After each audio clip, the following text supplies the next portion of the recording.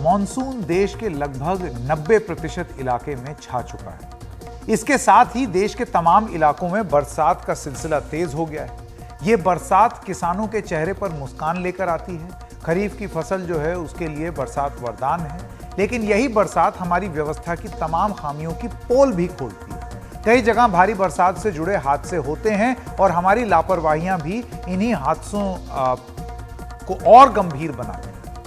ऐसी ही एक और लापरवाही आज फिर सामने आई और इसी दिल्ली की बात है। दिल्ली में बारिश के बाद करंट लगने से 17 साल के एक युवक सोहेल की जान चली गई। बेंगलुरु का रहने वाला था।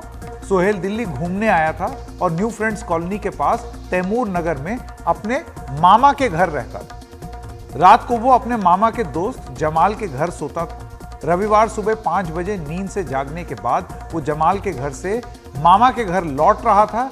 गली में पानी था जिसमें बिजली का एक तार टूट करके गिर गया। तार खुला हुआ था, उसमें करंट आ रहा था। जमाल ने जैसे ही उस पानी में पांव डाला, उसे करंट लगा और वो वहीं गिर गया। आसपास के लोग मौके पर पहुंचे और तुरंत पुलिस को सूचना दी। कुछ डर रहे थे कि छू दें कहीं उनको भी करंट ना लग जाए।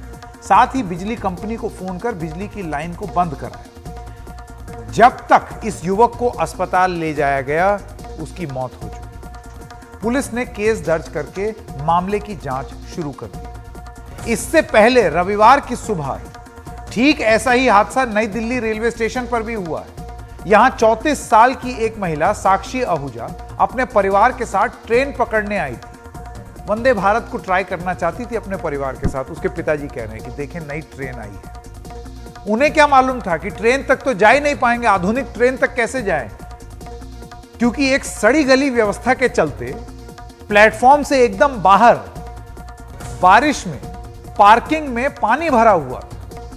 पानी से बचकर चलने की कोशिश में महिला ने करीब एक बिजली के पोल को पकड़ लिया। उस पोल पर करंट दौड़ रहा था क्योंकि तार खुला हुआ था और तार उसमें टच हो रहा था, बारिश हो रही थी। महिला की मौके पर मौत हो गई। बहुत हाई वोल्टेज तार थी। इस मामले में रेलवे के इंतजामों पर सवाल उठे। रेलवे के मुताबिक उसकी जांच में पता चला है कि इंसुलेशन फेलियर हुआ है, उसके कारण पोल में करंट आ गया। बस इतनी सी बात। मतलब इंसुलेशन फेलियर होगा और उसके बाद वो करंट पूरे उसमें खंबे में दौड़ेगा। सोचिए वो खंबा कितना बड़ा खतरा है, कितना बड़ा रिस्क है। जान चली गई, महिला की मौत हो गई। रेलवे का कहना है कि उसके काम करने के सिस्टम में कोई खामी नहीं है, कोई दिक्कत नहीं। अब सवाल यह है कि पोल में अगर करंट दौड़ रहा है तो फिर सिस्टम की पोल खुली है ना, खामी तो कहीं है ना। हमारी व्यवस्थाएं सही नहीं हो पा रही है। हमारी व्यवस्थाओं में जो सुधार होना चाहिए उसके हिसाब से आज भी हम नहीं बन पाए। ठीक है, हम हाई क्वालिटी ट्रेन तो बना पा रहे हैं वंदे भारत, लेकिन इंफ्रास्ट्रक्चर जो बनना चाहिए रेलवे स्टेशन पे वो आज भी नहीं बन पाया। मेरी बेटी को 1 घंटे के अंदर हॉस्पिटल में पहुंचाएगा लेडी हार्डिंग। कितनी व्यवस्था में समय क्यों लगा? उसका इलाज ही वहां नहीं है, वहां व्यवस्था ही नहीं है, कोई डॉक्टर ही नहीं है। ये बहुत कमी है। जब 5 लाख का फुटफॉल आपके रेलवे स्टेशन में न्यू दिल्ली में आता है, उसकी व्यवस्था कौन देखेगा? उस 5 लाख की व्यवस्था हमारे पास क्या है? अब बारिश और भी कई तरह के से शहरों की अर्थव्यवस्था की जो अव्यवस्था है उसकी पोल खोलती है। और सिर्फ बारिश ही नहीं है, तमाम और चीजें भी हैं। लेकिन अभी हम बारिश के बारे में बात कर रहे हैं। जैसे मुंबई के गोवंडी इलाके में शिवाजी नगर में बारिश की वजह से ओवरफ्लो हो रही इस मैनहोल में, मेनहोल जो होता है उसको खोलने की कोशिश में दो यूथ रामकृष्ण दास और सुधीर दास, इनकी मौत हो गई। दोनों बारिश से लबालब इस मैनहोल में गिर गए। उन्हें काम के लिए पर्याप्त सेफ्टी गियर नहीं दिया गया। उधर कुछ ही दिन पहले मुंबई के ही कांदिवली में बारिश से लबालब मैनहोल में और उसको साफ करने की कोशिश में लगे एक मजदूर, एक कार ने उनको टक्कर मार दी और वो गिर गए उसमें। उसे अस्पताल में भर्ती कराया गया, लेकिन उस दौरान मौत हो गई। क्या ये सब कहीं ना कहीं हमारी शहरी व्यवस्था की खामियां तो नहीं बता रहा है कि हम लोग किस तरीके के शहर में रह रहे हैं? क्या ये शहर जीने लायक हैं भी? ये खामियां आपको खतरों का खिलाड़ी बनने को मजबूर कर देती। आज हमारे शहरों का आलम यह हो गया है कि आप फर्ज कीजिए ऑफिस से घर जाने में आप खतरों से खेल रहे हैं, और ये मैं एग्जैजरेट नहीं कर रहा हूं। आइए आपको एक दृश्य दिखाएं। फर्ज कीजिए, मान लीजिए आप अपनी गाड़ी में बैठे हुए गड्ढों से भरी हुई सड़कों से गुजरे, आसपास की नालियां जाम हैं जिस वजह से पानी सड़क पर भर गया है क्योंकि बारिश हो रही है। कुछ देर बाद आपको अपने ही फोन पर खबर मिली कि एक ऐसी ही स्थिति में किसी की गली में या किसी पार्क में बारिश में भीगे खंबे में बिजली के नंगे तार को छूने से किसी की मौत हो गई। अभी थोड़ी देर पहले हमने आपको बताया ऐसी ही तो परिस्थिति थी। क्या मालूम था उस साक्षी आहूजा को? तो ये आपके साथ भी हो सकता है। आगे बढ़े तो ये डर कि कहीं किसी फ्लाईओवर से गुजर रहा हूं तो फ्लाईओवर तो नहीं गिर जाएगा, क्योंकि हमने ये बिहार में होते हुए देखा है एक नहीं दो बार कि पुल जो है वो टेढ़ा हो जा रहा है, पुल गिर जा रहा है। ऐसा भी डर होता है कि कहीं सड़क ना धंस जाए, ये भी एक खतरा है, क्योंकि हस्तिनापुर में आप बताइए, ये अभी कल ही की बात है, चलते चलते सड़क ही धंस गई नीचे। आखिरकार जाम में फंसते फंसाते थके हारे अपने बिल्डर से लड़के हासिल किए हुए अपने फ्लैट में जिसकी रजिस्ट्री भी नहीं हुई है, रात में आप अपने बिस्तर पे सो गए, और जब अगले दिन उठे तो आपको पता चला कि बगल वाली बिल्डिंग उसकी तो छत गिर गई, जैसे कि गुरुग्राम के चिंटल्स पैराडिसो में बाशिंदे जो थे उनके साथ हुआ। अब तो पता चला है कि यहीं की एक और फ्लैट की बालकनी भी झूल रही है टूट के। ये कोई, आप सोचिए कैसे घर है, ये कोई किटकैट की चॉकलेट है क्या कि ऐसे टूट जाएगी? अब आप सोचिए आप लोग अपने अपने घरों, मतलब ये एक ऑफिस से घर जाने में इतनी सारी खतरों से आप जूझ रहे हैं। ऐसे में आप अपने आप से सोचते होंगे कि मैं करूं तो क्या करूं, जाऊं तो कहां जाऊं, कहूं तो किससे कहूं।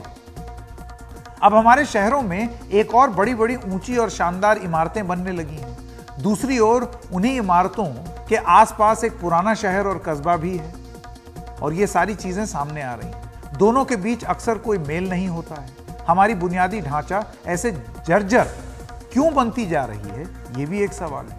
सीधे सीधे ये हमारी शहरी योजनाओं की नाकामी है, जिसे अर्बन प्लानिंग की कमी बताया जाता है। हम अपने शहरों को किस तरह बना रहे हैं? क्या ऐसा करते वक्त हमारा कोई विजन भी होता है? इसी सिलसिले में पिछले बजट 2022-2023 में वित्त मंत्री निर्मला सीतारमण ने एक हाई लेवल कमेटी गठित करने का ऐलान किया था। पूर्व आईएएस अधिकारी केशव वर्मा की अध्यक्षता में 10 सदस्यों वाली इस कमेटी ने इस साल अप्रैल में अपनी एक रिपोर्ट शहरी विकास मंत्री हरदीप पुरी को सौंप दी। पाथवेज टू अमृतकाल नाम की यह रिपोर्ट है। इस रिपोर्ट में सिफारिश की गई है कि देश में अर्बन प्लानिंग और रीजनल डेवलपमेंट अथॉरिटी होनी चाहिए, जिसका चीफ पेट्रन प्रधानमंत्री हो। इसी अथॉरिटी की तर्ज पर राज्यों में भी शहरी विकास की एजेंसियां बनाई जानी चाहिए। और फिर यह सर्वे कहता है, जो रिपोर्ट है जो एम्बेसडर हरदीप पुरी के पास है, वो ये कहती है कि आईएएस और आईपीएस सेवाओं के तर्ज पर शहरी विकास के लिए एक विशेष ऑल इंडिया सर्विस गठित की जानी चाहिए। रिपोर्ट के मुताबिक देश को कम से कम 2000 अर्बन प्लानर्स की जरूरत है। इस हाई लेवल कमेटी के अध्यक्ष केशव वर्मा से बात की हिमांशु शेखर मिश्रा ने। आपने एक आईएएस और आईपीएस की तर्ज पर एक ऑल इंडिया सर्विस सेटअप होना चाहिए, ये भी एक सुझाव दिया है। क्या आइडिया, क्या है, सोच क्या है इसके पीछे? भाई सोच सिंपल ये है कि अगर 50% हिंदुस्तान और उसके 8,500 शहर अर्बनाइजेशन की तरफ अग्रसर है, तो उसके लिए एक बहुत ही हाई क्वालिटी सर्विस की ज़रूरत है। अब देखिए, इंजीनियरिंग सर्विस है, टेलीकम्युनिकेशन की सर्विस है, कई सर्विसेज हैं। ख़ास करके अर्बन प्लानर्स को और डिग्निटी और स्टेचर देने की ज़रूरत है, और इसको जल्दी करने मैं मानता हूँ कम से कम इसको बहुत कि करना चाहिए इस चीज़ को। एक मैं ख़ास बात आपको कहना चाहूँगा कि हम लोग सब, मैं भी आईएएस से हूँ, हम लोग जितने सिविल सर्वेंट्स हैं, हम लोगों को रूरल डेवलपमेंट की ट्रेनिंग दी जाती है। अब पटवारी से शुरू करते हैं, फिर नायब तहसीलदार, फिर असिस्टेंट कलेक्टर बनते हैं, फिर कलेक्टर बनते हैं। हम लोगों को अर्बन डेवलपमेंट की ट्रेनिंग दी नहीं गई है, और वो बहुत ज़रूरी है। बिकॉज जो अच्छा काम हो रहा है, कभी कभी it is like accident of efficiency, उससे हो जाता है।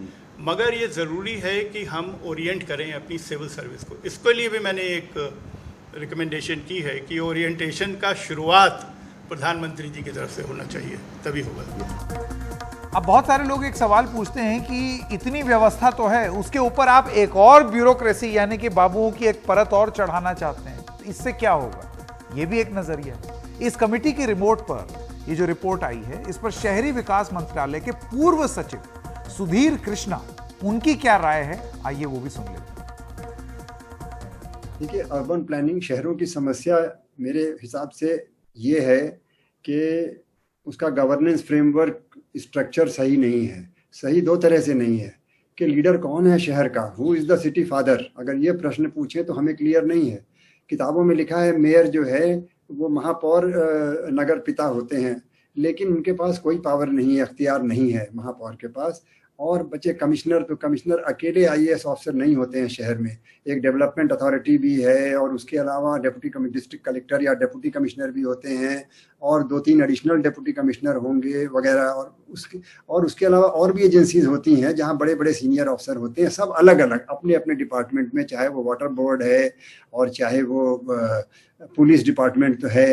लेकिन अगर आप जो शहर आपको लगते हैं व्यवस्थित है वहाँ जाके देखें तो मेयर बहुत स्ट्रांग होते हैं और सारे डिपार्टमेंट उनके अंडर होते हैं। अब यहाँ पे हालत ये है कि जो म्यूनिसिपल कमिश्नर, अगर मान लें शहर का सीनियर ऑफिसर है, सीनियर मोस्ट, मैं जहाँ रहता हूँ गुड़गांव में 5 साल में 5 कमिश्नर चेंज हो चुके हैं। बाहर से कमिश्नर आते हैं, समझने में उनको 3-4-6 महीने लगते हैं, और जब ने समझे और काम शुरू किया तब तक वो गए। और मुझे ये भी पता है कि एक कमिश्नर को 1.25 साल हुए थे, जो समझ गए काम को, अच्छा उनका ट्रांसफ़र हुआ, वो रिक्वेस्ट कर रहे थे कि साहब कम से कम 1 साल और रहने दीजिए, लेकिन नहीं रह पाए। लेकिन जो मेयर होते हैं वो चुनाव होके आते हैं, उसी शहर के लीडर होते हैं, उसी शहर के बाशिंदे होते हैं, उनको सब पता है। और हमको अगर उन पर भरोसा करते हुए, जैसा कि विदेशों में है, आप लंदन, पेरिस, मॉस्को, टोक्यो, कोई शहर देख लें, मेयर का बड़ा महत्व है। मेयर का स्टेटस जो है वो प्रधानमंत्री के बाद उस शहर में अगर कोई खड़ा होता है पब्लिक फंक्शन में, तो मेयर खड़ा होता है, कोई और नहीं खड़ा होगा। नेक्स्ट टू प्राइम मिनिस्टर, अगर शहर में कोई भी ऑफिशियल प्रोग्राम है, वो स्टेटस है मेयर का। तो आवश्यकता इस बात की है कि नए नए डिपार्टमेंट, नए नए सर्विस, सीनियर सर्विस को और लोड करने के बजाय, जिससे कि शहरों की समस्याएं और जटिल होती जाएंगी। क्योंकि इतने सीनियर अधिकारी रहेंगे तो फिर एक दूसरे कौन किसकी बात माने, कौन किसको ऑर्डर दे, ये समस्याएं हैं। उनके कानून अलग हैं, उनकी सीनियरिटी भी बराबर की है। ये सब छोड़ के हमको एक मेयर को अच्छे ढंग से स्थापित करके, उसके साथ एक स्ट्रांग कमिश्नर को देके, और सारे जो डिपार्टमेंट अलग अलग हैं, चाहे वो सिटी प्लानिंग के हैं, रीजनल प्लानिंग अलग चीज़ है, सिटी से बाहर का एरिया मिला के वाटरशेड बेसिस पे रीजनल प्लानिंग है, वो अलग है। उसके लिए रीजनल प्लानिंग अथॉरिटी जैसे एनसीआर प्लानिंग बोर्ड है या greater Mumbai develop planning authority होगी वगैरह, वो अलग चीज़ है। लेकिन सिटी के जहाँ तक सवाल है, सारे डिपार्टमेंट को म्यूनिसिपल कॉरपोरेशन के अंदर मर्ज करके एक senior officer commissioner reporting to the mayor, और मेयर जो है उसको पता होना चाहिए कोई डिपार्टमेंट उसके क्षेत्र से बाहर नहीं है। तो आपने सुना, सुधीर कृष्णा जी कह रहे थे कि मेयर, महापौर की एक बड़ी पोजीशन होनी चाहिए एक शहर को बनाने में। विदेश में आप देखते ही हैं, लेकिन दिल्ली का आलम देख लीजिए। एमसीडी में क्या हो रहा है? क्या एमसीडी अपना काम कर रही है? वो इसलिए क्योंकि हम लोग ये सब सवाल नहीं पूछते, क्योंकि हम लोगों को आदत पड़ गई है। खंबे में तार अगर निकला हुआ है तो हम देख के आगे बढ़ जाते हैं। कोई दिक्कत होती है तो हमें लगता है ये तो हमेशा इस सीजन में होता ही होता है। आप ये सोच लीजिए कि आज किसी और के साथ हुआ है, कल आपके साथ भी हो सकता है। तो आवाज उठाइए,